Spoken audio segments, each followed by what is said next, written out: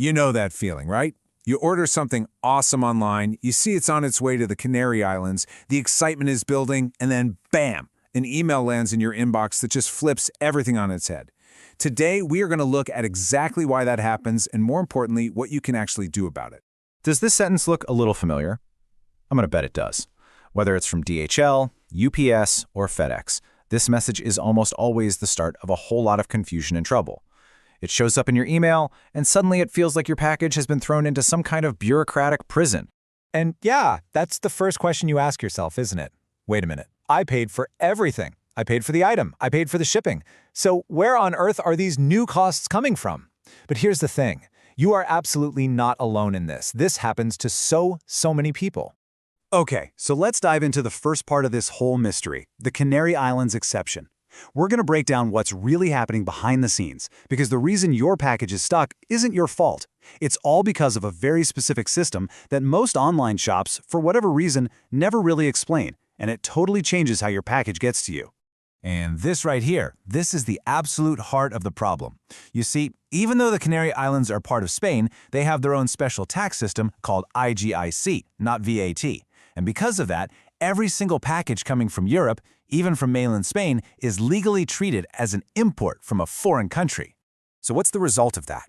Well, when you hear the word import, you know what comes next? Customs. Your package has to be officially declared and cleared. And it's at this exact moment that the private couriers see their chance, jump into the game, and just take over.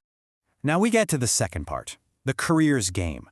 And this is where the real frustration kicks in. See, the courier doesn't wait for you. Nope, they just start the customs clearance process on their own, telling you they're doing it to speed things up. And for this service, a service you never, ever asked for, they send you a pretty hefty bill. And this is how it snowballs into a truly awful experience. Because it's not just about the money, is it? It's about that feeling of totally losing control. You get hit with these vague, inflated handling fees. The deadlines they give you create this massive pressure, and you just end up feeling completely at their mercy with no idea what to do. And this is exactly what's going through your mind, right? You feel like you're being ripped off, like you're being treated unfairly, and you honestly have no clue what your next move should be. You're just stuck between thinking, I just want my package, and there is no way I'm letting them get away with this. And you know what? This whole exhausting process is designed to make you feel that way. It's meant to wear you down. At some point, so many people get so annoyed and frustrated, they just say, you know what, fine, and they pay, just to make it all stop and finally get their package. But, and listen closely, because this is the crucial turning point, there's something they don't tell you. There's a right you have that changes everything and puts the power right back in your hands. And this brings us to the most important part of this whole explainer, your power. It all comes down to one single word. A word the couriers hope you never ever hear about.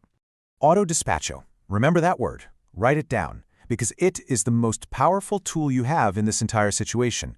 So what is it? Autodespacho is your legal right to tell the courier, hey, thanks, but no thanks. I'm going to handle the customs clearance myself from here. And just like that, you completely bypass their expensive, unwanted service.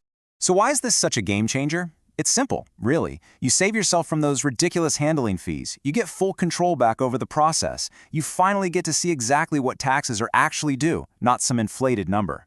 In short, you're back in the driver's seat. Okay, that's enough theory. Let's get practical. Let's move on to your action plan and talk about how you can actually take back control. We've put together a little step-by-step plan for you, starting with the soft approach and moving to the most powerful option you have. So you start with step 1, negotiate. Demand full transparency and a detailed breakdown of every single cost. If they stonewall you, you move to step 2, escalate. You file a formal complaint, which in Spain is called a hoja de reclamaciones. And if that doesn't work, you go to the final, most powerful stage, step 3. You take over and you tell them in no uncertain terms, okay, that's it. I'm handling the Autodespacho myself now. And look, let's be totally honest. Doing the customs clearance yourself, yeah, it's a bit of paperwork. You'll need your invoice, your tracking info, and you'll have to use the Spanish tax agency's website to declare your package.